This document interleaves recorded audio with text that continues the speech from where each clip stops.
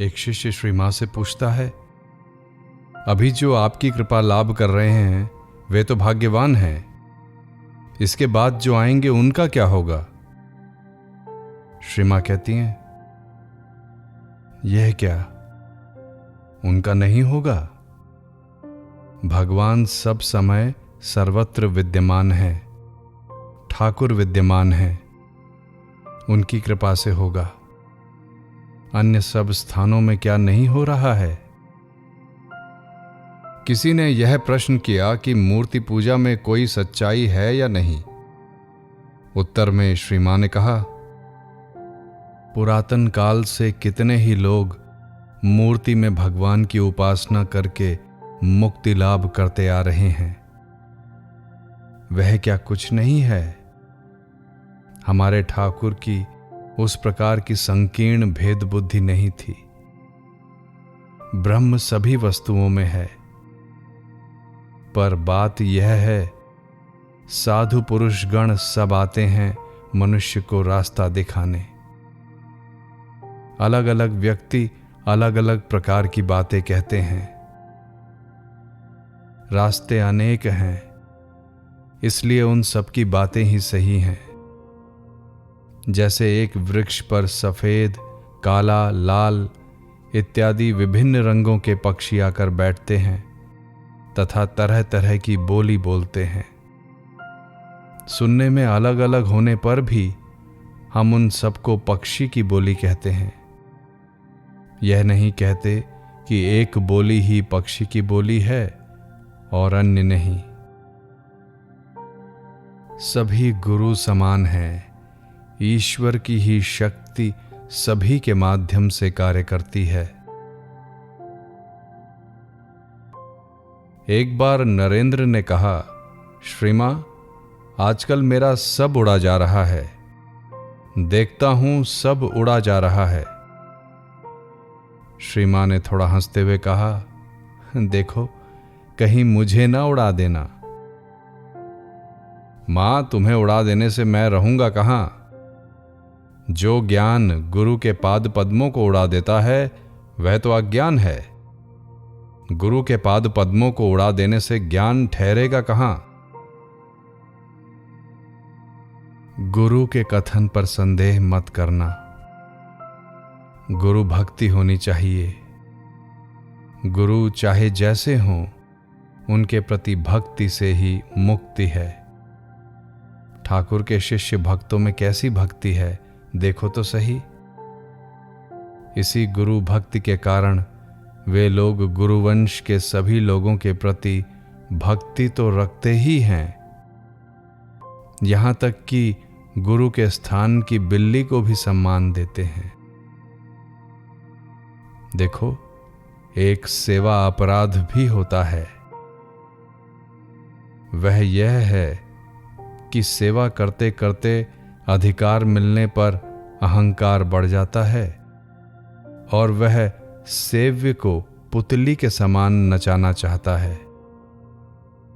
उठते बैठते खाते सभी में वह कर्ता बन जाता है।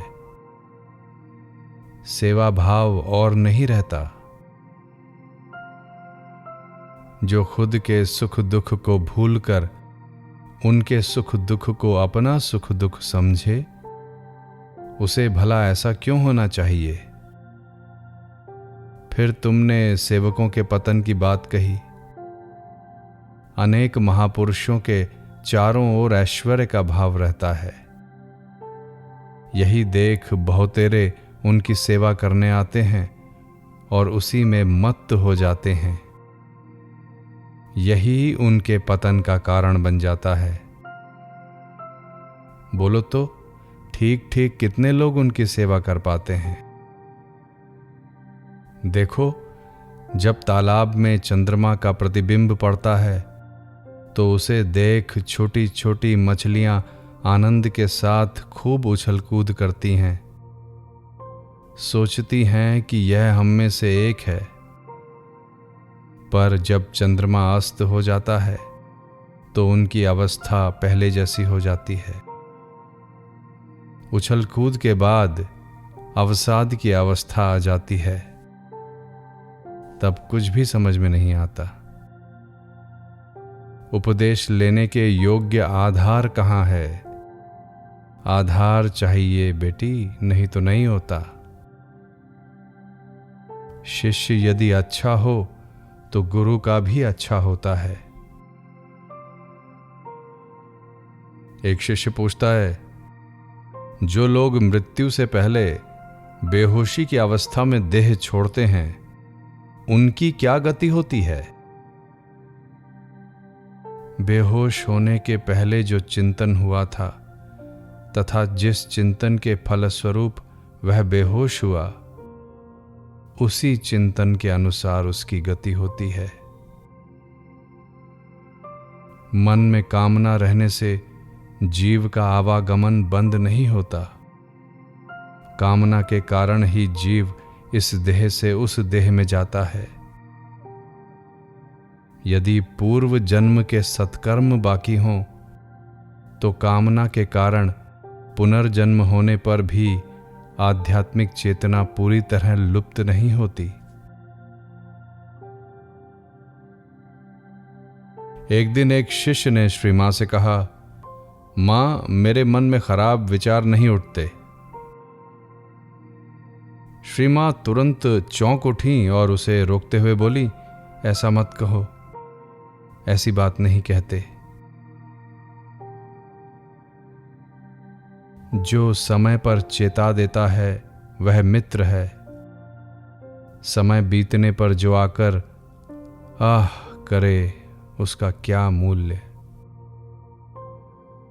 तोड़ना सभी जानते हैं, पर बना कितने लोग पाते हैं। ठाकुर कहते थे, जगत मिथ्या है, वे ही सत्य हैं। यही शास्त्र पढ़कर जान लेना होगा। यह मानो जैसे मैंने तुम्हें चिट्ठी लिखी कि तुम ये सामान लेते आना। उस पत्र की जरूरत कब तक है? जब तक उसमें क्या लिखा है तुम्हें नहीं मालूम। जैसे ही मालूम पड़ा, फिर उस पत्र की क्या आवश्यकता। वही सब सामान लेकर तुम मुझसे मिलने आओगे। नहीं तो दिन रात पत्र पढ़ने से क्या फायदा। संसारियों में एक धारणा होती है कि असमय में तीर्थ दर्शन नहीं करना चाहिए। देखो, समय असमय का विचार करके पुण्य कार्य को तो स्थगित कर दिया जाता है, लेकिन मृत्यु तो समय असमय का विचार नहीं करती। जब मृत्यु के लिए कोई समय निर्धारित नहीं है, तब मौका मिलते ही शुभ इरादे को पूरा कर लेना ही अच्छा है। जब तुम एक स्थान से दूसरे स्थान पर जाते हो तो तुम्हारे आसपास क्या चीजें हैं? ध्यानपूर्वक देखो। और जहां तुम रहते हो वहां क्या क्या हो रहा है, इसके बारे में पूरी जानकारी रखना, किंतु मुंह बंद रखना। कर्म करना अति आवश्यक है। कर्म द्वारा ही कर्म का बंधन कटता है, तभी निष्काम भाव आता है।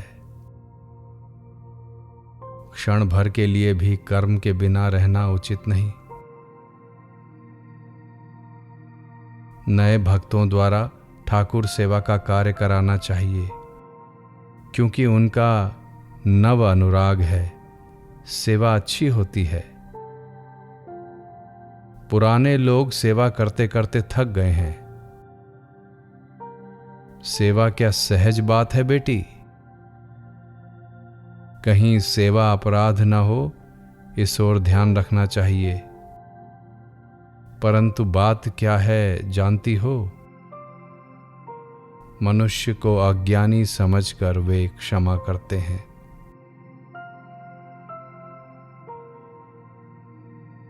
मंदिर में बहुत ही ध्यान से काम करना चाहिए। भोग राग इत्यादि ठीक समय पर दिया जाए।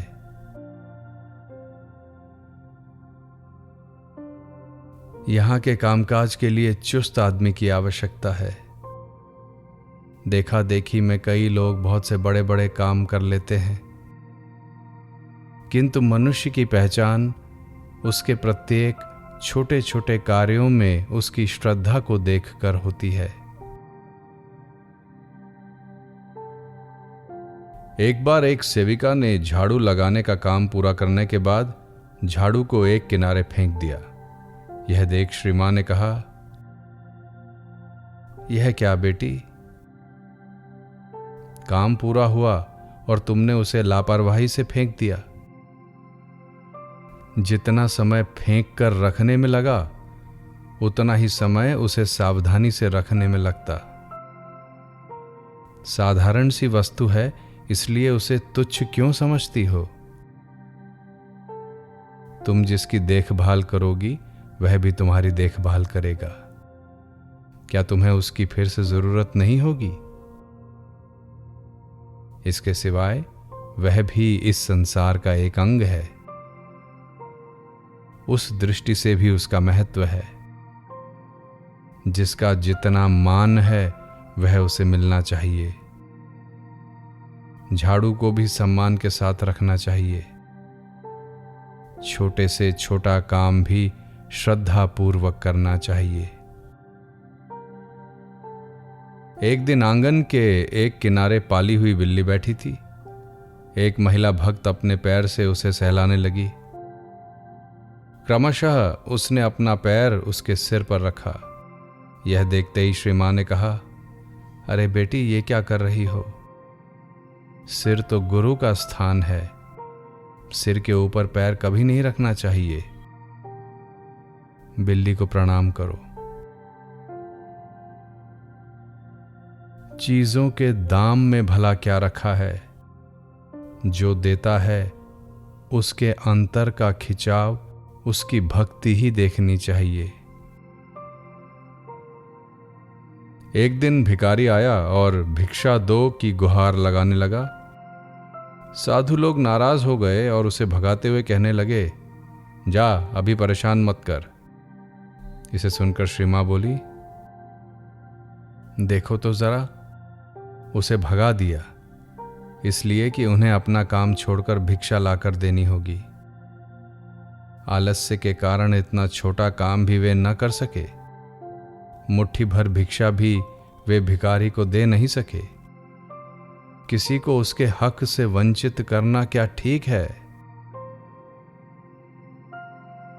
ये जो सब्जी के छिलके हैं, यह भी गाय का प्राप्य है। इसे भी गाय के सामने रखना चाहिए। एक आदमी फल की एक टोकरी लेकर आया। वे फल ठाकुर को भोग में देने के लिए थे। साधुओं से पूछने पर कि खाली टोकरी का क्या करें, उन्होंने उसे बाहर गली में फेंक देने के लिए कहा। श्री मां ने बाहर देखा और कहा, देखो तो सही, कितनी सुंदर टोकरी थी।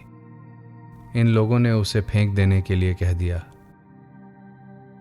ये साधु हैं और उन सबके लिए इनमें माया नहीं है। परंतु मुझे तो छोटी सी चीज की बर्बादी भी सहन नहीं होती। वह रहने से उसमें सब्जी के छिलके रखे जा सकते थे। यह कहकर उन्होंने किसी से उस टोकरी को लाने और धोकर रख देने को कहा। आसन इत्यादि के बारे में श्री मां ने कहा, इसके बाद में शरीर के प्रति मन आसक्त होता है तथा इसे छोड़ देने पर शरीर अस्वस्थ हो जाता है। यह सब समझते हुए इसे करना। तुम जो कुछ खाओगे भगवान को देकर खाओगे। अप्रसादी अन्न खाना नहीं। जैसा अन्न खाओगे वैसा रक्त बनेगा। शुद्ध अन्न खाने से रक्त भी शुद्ध होगा, मन शुद्ध होगा, बल होगा। शुद्ध मन में शुद्ध भक्ति होगी, प्रेम होगा। एक शिष्य कहता है, संसार में 10 लोगों को लेकर रहना होता है। भोजन पकने पर ऐसा भी होता है कि दो लोग पहले अग्रभाग खाकर चले गए, बाद में वही भोजन परोसा जाता है। उसे भोग लगाने में दुविधा होती है। श्री मां कहती हैं, संसार में तो वैसा होगा ही, हम लोगों को भी होता है। जैसे कोई बीमार है तो उसके लिए पहले से ही निकाल कर रख देना होता है। इसलिए भोजन मिलने पर उनकी ही कृपा से भोजन मिला, यह सोचकर उनका स्मरण करके खाना, उससे दोष नहीं होगा। मां की सेवा करना सभी के लिए उचित है, विशेष रूप से जब तुम सबकी सेवा करने के लिए यहां आए हो। मां के साथ हमेशा भगवत चर्चा करना, मां के लिए धन संचय करने में सहायता कर सको, तभी तो ठीक ठीक पुत्र धर्म का निर्वाह होगा। उसके हृदय के रक्त से ही तो इतने बड़े हुए हो, कितने कष्ट से तुम्हें पाला पोसा है। उनकी सेवा करना ही तुम्हारे लिए सबसे बड़ा धर्म है, यह समझ लेना। परंतु यदि वे भगवान के पथ पर जाने में बाधा दें तो दूसरी बात है। लेकिन सावधान, श्री मां की सेवा कर रहा हूं ऐसा सोचकर विषयों में डूब मत जाना। एक दिन शाम को कुछ स्त्री भक्त श्री मां से मिलने आई। उनमें से एक जेवरों और कपड़ों से बड़ी सजी धजी थी तथा जरा चंचल प्रकृति की थी। श्री मां ने उन लोगों की ओर लक्ष्य करते हुए कहा, देखो, लज्जा ही स्त्रियों का भूषण है। फूल की सबसे बड़ी सार्थकता देव सेवा में लगने से है, अन्यथा उसका वृक्ष पर ही सूख जाना अच्छा है। किंतु मुझे यह देखकर बहुत दुख होता है जब बाबू लोग कभी फूल का गुलदस्ता बनाते हैं और कभी उसे नाक के पास ले जाकर कहते हैं, वाह कैसी सुगंध है, और दूसरे ही क्षण वे उसे जमीन पर फेंक देते हैं अथवा जूते के नीचे कुचल देते हैं, उसकी ओर मुड़कर भी नहीं देखते। सामाजिक रीति रिवाज के वाद विवाद के संबंध में श्री मां ने कहा, इन सब छोटी मोटी बातों को लेकर मन को विचलित मत करना, उससे ठाकुर का विस्मरण हो जाता है। कोई कुछ बोलता है तो बोलने दो, ठाकुर का स्मरण करके जो ठीक लगे वही करना।